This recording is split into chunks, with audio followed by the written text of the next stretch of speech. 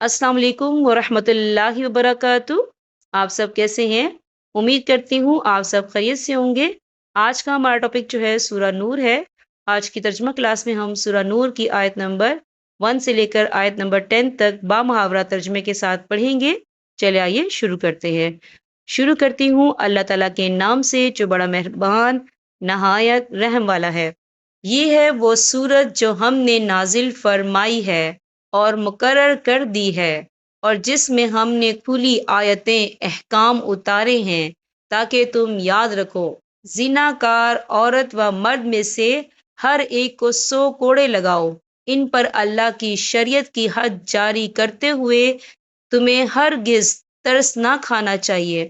اگر تمہیں اللہ پر اور قیامت کے دن پر ایمان ہو، ان کی سزا کے وقت مسلمانوں کی ایک جماعت موجود ہونی چاہیے۔ زانی مرد بجز زانیہ یا مشرکہ عورت کے اور سے نکاح نہیں کرتا، اور زنا کار عورت بھی بجز زانی یا مشرک مرد کے اور نکاح نہیں کرتی، اور ایمان والوں پر یہ حرام کر دیا گیا۔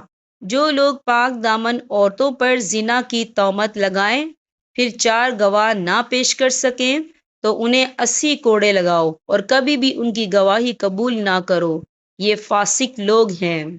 ہاں، جو لوگ اس کے بعد توبہ اور اصلاح کر لے تو اللہ تعالیٰ بخشنے والا اور مہربانی کرنے والا ہے۔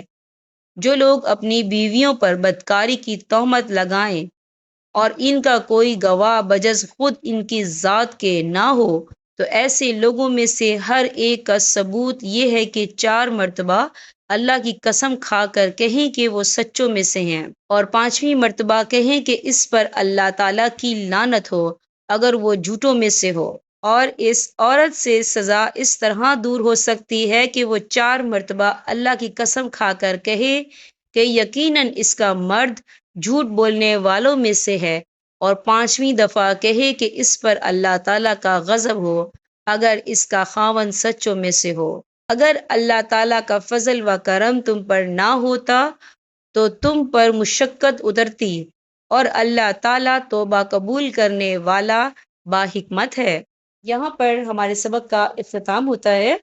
اللہ پاک تمام امت مسلمہ کو قرآن پاک پڑھنے، سمجھنے اور اس پر عمل کرنے کی توفیق عطا فرمائے۔ اب میں آپ سے اجازت چاہوں گی۔ اللہ حافظ۔